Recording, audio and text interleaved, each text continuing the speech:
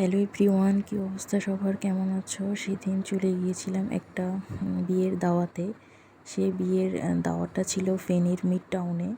তো সেখানে আমরা অনেকক্ষণ ঘোরাঘুরি করার পরে দেন আমরা খেতে বসে গেলাম।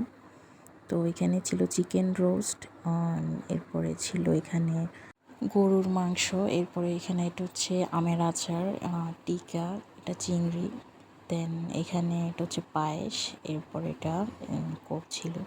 তো খাওয়া শেষে এরপর আমি স্টেজের কিছু ক্লিপ নিচ্ছিলাম। এখানে সবাই আসছে। এরপর এখানে বরকে ছবি তোলা হচ্ছে। তো স্টেজটা অনেক সুন্দর ছিল, সুন্দর হয়েছিল এটা। তো এরপর যে বর উনি এখানে সাইন দিচ্ছেন, আসলে এটাকে বলে যে কলমা পড়ানো যেটা বলে। তো এরপর ঠিক শেষ পর্যায়ে এসে সবাইকে খেজুর বিতরণ করতেছে। তাড়াতাড়ি চলে এসেছি বিধায় বইয়ের ছবি তোলা হয়নি।